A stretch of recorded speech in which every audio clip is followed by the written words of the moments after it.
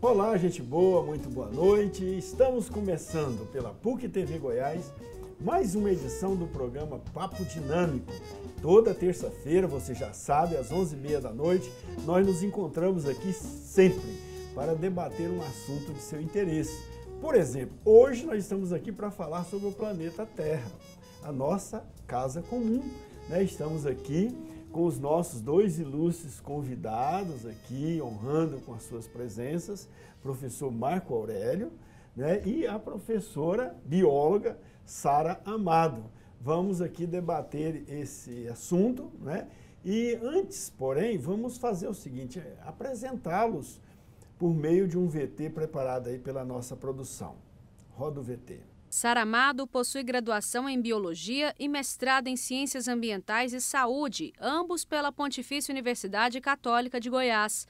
Ministrou aula como professora substituta na PUC Goiás e atualmente é professora voluntária do Programa Socioambiental e de Economia Solidária na PUC Goiás e aluna de doutorado do Programa de Pós-Graduação em Biotecnologia e Biodiversidade da Universidade Federal de Goiás, Rede Centro-Oeste de Pós-Graduação, Pesquisa e Inovação. Marco Aurélio Pessoa de Souza possui graduação em Agronomia pela Universidade Federal de Goiás e mestrado em Agronomia pela UFG. Atualmente é assistente 1 da Pontifícia Universidade Católica de Goiás. Tem experiência na área de Engenharia Ambiental e Ciências Agrárias, com ênfase em ensino, atuando principalmente nos seguintes temas: agricultura familiar, áter, assessoria, método irradiação e extração, resíduos sólidos, carbono da biomassa microbiana e gás carbônico. Também você pode nos acompanhar pelas redes sociais, no nosso perfil no Facebook, no Instagram, no Twitter e no canal da PUC TV Goiás no YouTube. Não deixe lá de curtir o nosso programa lá, assistir também aos programas que já foram ao ar, tá bom? Então, estamos aqui, vamos iniciar aqui o nosso debate. Boa noite, professor, boa noite. Seja bem-vindo. Muito obrigado. Uma alegria tê-lo aqui conosco. Prazer Tá? também. Do mesmo modo, boa noite, professora. Boa noite. Desculpa, mas você é professora também, viu? Bióloga, Sara Amado, obrigado, boa noite pela presença. Boa noite, obrigado pelo convite. Ok, então, vamos falar da Terra, né? A Terra é a nossa casa comum, né? Como é que está o comportamento nosso de seres humanos sobre a Terra? Está indo bem ou temos deixado a desejar no nosso relacionamento com a Terra? Eu tenho visto que a consciência ecológica da população tem melhorado cada vez mais. Mas a gente ainda tem muito o que pensar frente a isso, né, professor Marco? Com certeza. A forma como as pessoas estão utilizando o espaço e compreendendo o espaço entre si faz com que a gente não consiga extrair de fato da Terra, do planeta de uma forma geral, tudo que a gente poderia extrair sem os grandes impactos que hoje são gerados, né? Desde o consumo de alimentos até os meios Mas a de gente transporte. continua explorando demais o planeta, né? Acima bastante. da capacidade dele, não é isso? Inclusive eu, como agrônomo, assumo até uma meia-culpa ambiental sobre esse ponto de vista. Muito se fala sobre a produção agrícola, inclusive como um dos principais fatores de degradação do planeta. Precisamos mesmo desmatar tanto para fazer lavoura? Caramba, que pergunta capciosa. Já está me apertando.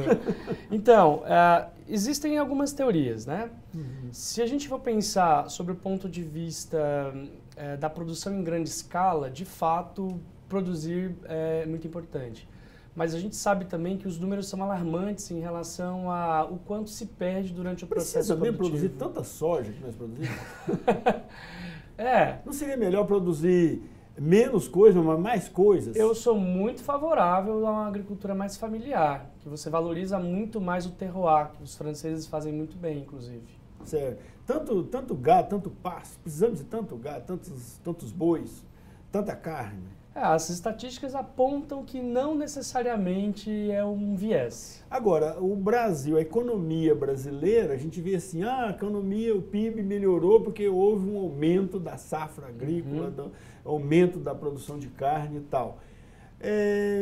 Não teria como o país desenvolver de outro modo, sem ser por meio do agronegócio? Eu acho o agronegócio um perfil interessante para o país, né? Porque todo mundo precisa comer, precisa se alimentar de alguma forma. Mas eu acho que o Brasil começa a entrar no nível de se importar com as tecnologias, com a ciência. Eu acredito que esse é o viés. E o tanto que nós produzimos hoje consegue alimentar a população como um todo.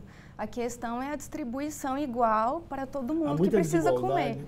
Vamos fazer o seguinte, a nossa produção preparou uma matéria sobre o planeta Terra. Eu não assisti ainda, estou curioso para assistir. Convido você e os nossos convidados aqui a assistir a essa reportagem. Vamos à reportagem. O planeta Terra é um sistema formado por milhões de organismos vivos. A existência da vida é uma das características que o diferencia de outros planetas do sistema solar. O planeta Terra é considerado o terceiro mais próximo do Sol. O surgimento da Terra ocorreu há bilhões de anos. A Terra tem várias camadas internas. A crosta é a camada mais externa e é onde vivemos. Composto por 5 continentes: América, Europa, África, Ásia, Oceania e Antártida. O planeta azul, como também é conhecido, é coberto em mais de 70% por água dos oceanos, sem considerar os rios e mares.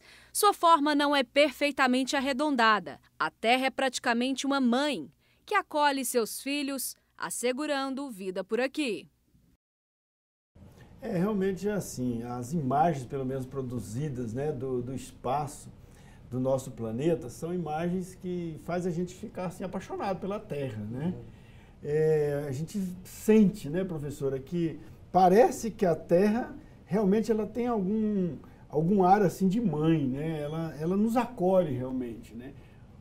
Apesar da gente ser filhos ingratos, né? Com certeza, ela nos acolhe, ela está aqui para todo mundo, né? Para os seres vivos, animais, plantas, para nós, seres humanos. Só que a gente realmente não pode se comportar como se só nós tivéssemos o direito de usufruí-la, né? Essa é a questão. Furacões, terremotos, vulcões, essas coisas são fenômenos naturais. Isso também acontecia antes da presença humana na Terra, não acontecia essas coisas na Terra? Com certeza. Então, assim, apesar dela ser uma mãe, um local acolhedor, muito propício para a gente viver, mas ela também tem lá, digamos assim, as suas incongruências em relação a nós também, né? Porque ela pode, de repente, ter uma estiagem alongada. Não pode isso acontecer naturalmente? Com certeza, mas eu acho que no momento a gente anda sofrendo por conta das mudanças climáticas. E somos nós que estamos contribuindo para essas mudanças climáticas, né? As mudanças climáticas, por exemplo, agora o aumento da temperatura do planeta, né? A gente vê aí, eu pelo menos vejo pela imprensa, que pela emissão de gás de efeito estufa. Exatamente, a temperatura média do planeta aumentou de forma significativa nos últimos anos. Isso é causado só pela ação humana ou tem algum fator natural que causa isso também? Não, tem o fator natural, né? Até onde eu sei, segundo geógrafos, existem mudanças na temperatura ao longo dos séculos, dos milhares de anos. Mas a nossa ação acaba piorando. Acaba piorando. Ok. Qual é a ação humana assim, que mais causa, digamos assim, transtorno no clima? Com certeza a produção industrial. A emissão de gases tóxicos? A emissão de gases, temperatura, às vezes a gente pensa só nos gases, mas a elevação das temperaturas de caldeiras também, isso gera um efeito também. A orientação dos passarinhos, de insetos, tudo isso afeta. Eu vejo alguns ambientalistas falar que o excessivo número de gado também produz a emissão de gases que causam impacto no efeito estufa? Sim, a própria alimentação do bovino, ela é pautada na produção de um gás por conta dos micro-organismos que possuem dentro do seu estômago. Então, a produção de gás é invariável, vai acontecer mesmo. O que a gente pode fazer é, de repente, pensar numa tecnologia mesmo durante a alimentação do animal que produza menos gases, por exemplo. Ou até mesmo estocar esse tipo de gás como uma energia.